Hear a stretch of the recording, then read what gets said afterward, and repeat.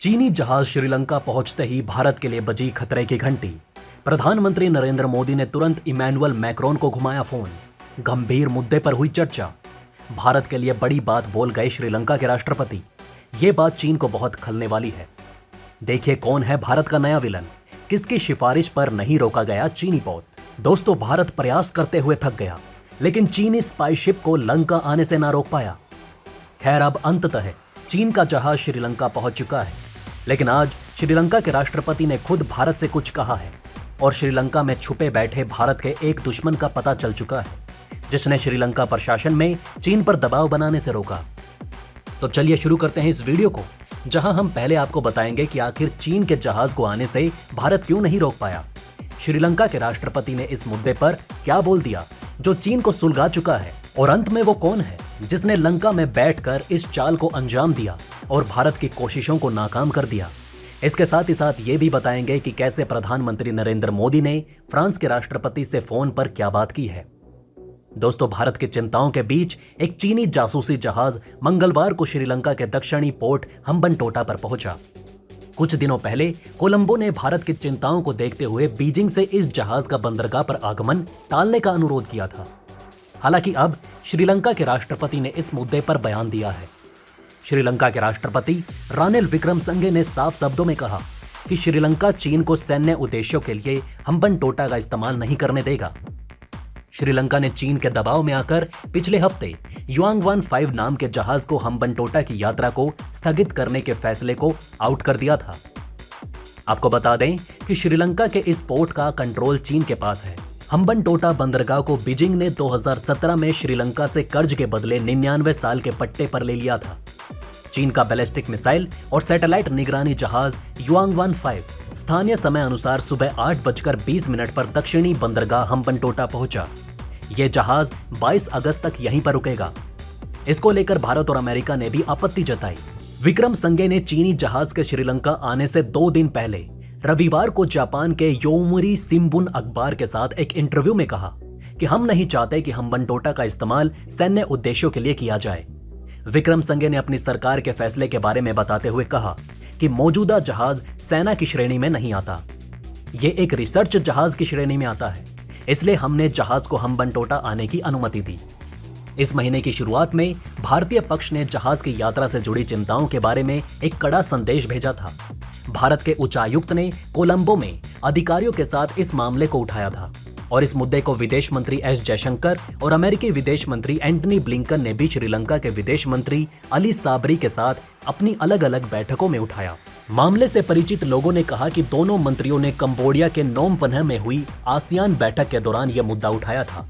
ये जहाज पहले 11 अगस्त को बंदरगाह पर पहुंचना था, लेकिन भारत और अमेरिका के दबाव के बीच श्रीलंकाई प्राधिकारियों से मंजूरी न मिलने के कारण इसके आगमन में देरी हुई। भारत द्वारा सुरक्षा चिंता व्यक्त किए जाने के बाद श्रीलंका के विदेश मंत्रालय ने पिछले सप्ताह चीनी दूतावास से इस जहाज का आगमन टाल देने का अनुरोध किया था। कोलंबो ने शनिवार को जहाज को 16 से 22 अगस्त तक बंदरगाह पर रुकने की मंजूरी दे दी थी। चीन ने मंगलवार को कहा कि उसके उच्च तकनीक वाले अनुसंधान पोत की गतिविधियों से किसी देश को सुरक्षा प्रभावित नहीं होगी और उसे किसी तीसरे पक्ष द्वारा बाधित नहीं किया जाना चाहिए। यह जहाज भारत और अमेरिका की चिंताओं के बीच श्रीलंका के हम्बनटोटा बंदरगाह पर पहुंच गया। चीनी विदेश मंत्रालय के प्रवक्ता वांग वेनविन ने कहा कि युआंगवान 5 श्रीलंका के सक्रिय सहयोग से हम्बनटोटा बंदरगाह पर सफलतापूर्वक पहुंच गया। वांग भीषण आर्थिक संकट से गुजर रहे श्रीलंका को वित्तीय सहायता देने के संबंध में सवालों से बचते नजर आए। उन्होंने कहा कि जब जहाज पहुंचा तो श्रीलंका में चीनी राजदूत क्यूई जेनहोंग ने हम्बनटोटा बंदरगाह पर स्वागत समारोह की मेजबानी की। जब ये जहाज हम्बनटोटा पोर्ट पर पहुंच चुका है तो सबके मन में यही सवाल है कि आखिर कैसे श्रीलंका में इसकी एंट्री हो गई। पूर्व नौसेना प्रमुख एडमिरल ने बनाया दबाव। दोस्तों, इस जहाज की एंट्री को लेकर अब तक ये दावा किया जा रहा था कि संभवतः चीन की शी जिनपिंग सरकार ने श्रीलंका पर दबाव बनाया होगा, लेकिन अब यह जानकारी आ रही है कि श्रीलंका के पूर्व सुरक्षा मंत्री और पूर्व नौसेना प्रमुख एडमिरल ने विक्रमसिंघे सरकार पर दबाव बनाया। मीडिया रिपोर्ट के मुताबिक जब विक्रमसिंघे सरकार ने जासूसी जहाज के आगमन को टाल दिया तो उनकी सरकार किसी और के दबाव में नहीं आई, बल्कि पूर्व सार्वजनिक सुरक्षा मंत्री और पूर्व नौसेना प्रमुख शरद वीरशेखर ने इस कदम पर खुले तौर पर सवाल उठाया। पूर्व नौसेना प्रमुख शरत वीरशेखर के ऐसा करने के पीछे वजह थी कि श्रीलंका पिछले कुछ महीनों से लगातार आर्थिक संकट से जूझ रहा है। यही वजह है कि श्रीलंका को मजबूरी में चीन की बात माननी पड़ी। पहले ये जानकारी सामने आ रही थी कि 11 से 17 अगस्त के बीच हम्बनटोटा बंदरगाह पर जहाज की एंट्री को स्थगित किया गया, लेकिन रानिल विक्रमसिंघे सरकार शी जिनपिंग शासन के दबाव में खड़ी नहीं हो सकी। संभवतः बीजिंग की धमकी के बाद श्रीलंकाई सरकार को अपना फैसला वापस लेना पड़ा। अब आइए दोस्तों दूसरी खबर की तरफ बढ़ते हैं, जहां प्रधानमंत्री नरेंद्र मोदी ने मंगलवार को फ्रांस के राष्ट्रपति इमैनुअल मैक्रोन से फोन पर बात की। इस बातचीत में पीएम मोदी ने जंगलों में लगी विनाशकारी आग से निपटने के लिए फ्रांस के साथ एकजुटता दिखाते हुए मैक्रोन को इस बात से अवगत कराया। इस बातचीत के बाद पीएम मोदी ने ट्वीट कर इसके बारे में जानकारी दी। पीएम मोदी ने बताया कि इस बातचीत में दोनों नेताओं के बीच खाद्य और ऊर्जा सुरक्षा की वैश्विक चुनौतियों का जवाब देने में घनिष्ठ सहयोग करने के लिए सहमति बनी। पीएम मोदी ने मैक्रोन से बातचीत के बाद ट्वीट कर कहा कि आज मेरे मित्र राष्ट्रपति इमैनुअल मैक्रोन से बात की। इस बातचीत में विनाशकारी जंगल की आग से निपटने में फ्रांस के साथ भारत की एकजुटता का संदेश दिया गया।